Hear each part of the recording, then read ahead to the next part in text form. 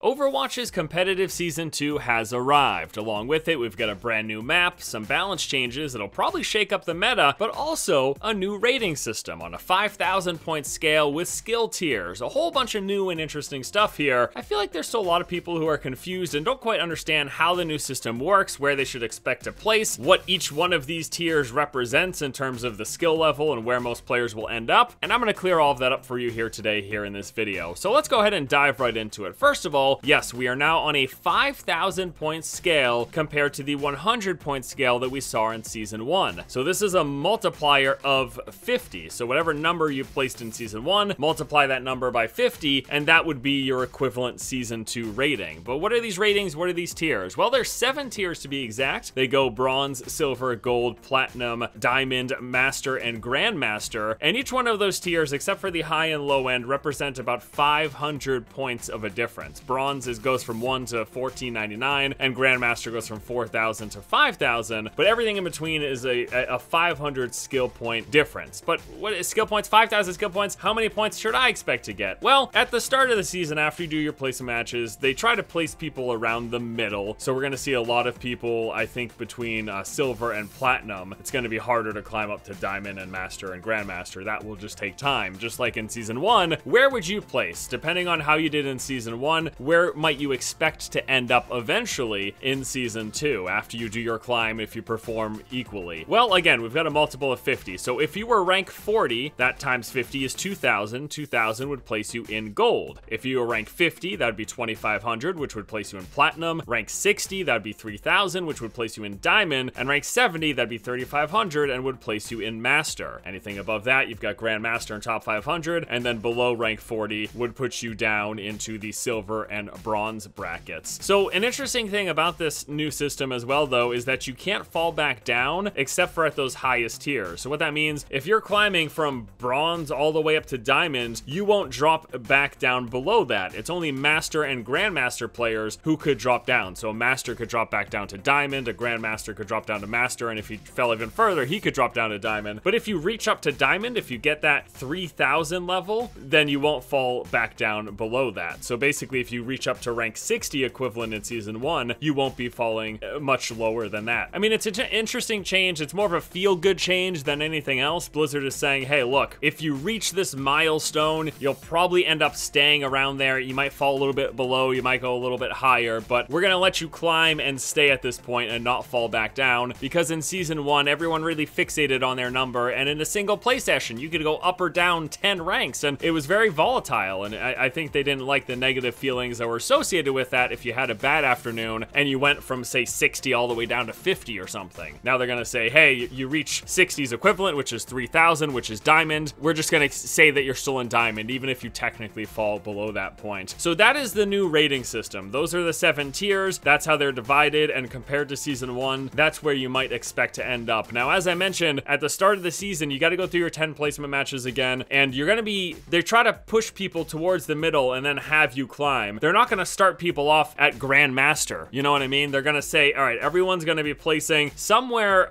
above or below platinum within a certain margin, and then you have to actually climb your way back up higher and higher, or if you do poorly, you'll fall down lower. But again, you won't actually fall down unless you make it into master. You're gonna stay in the tier that you reach that is the highest for that season. There you go. That's it, guys. Hopefully this helped you out. Hopefully it's clearing up a little bit how the new tier system works, where you can expect to fall, everything else. This isn't a video focusing on all of the patch changes. I already did that in the past. I just wanted to do a video specifically talking about the new tier system, how it works, to hopefully give you guys some better understanding of it. So that is gonna do it for me here today. As always, I wanna thank you all so much for watching. Hope you enjoyed the video. Hope you have a good afternoon. And until next time, I'll see you later.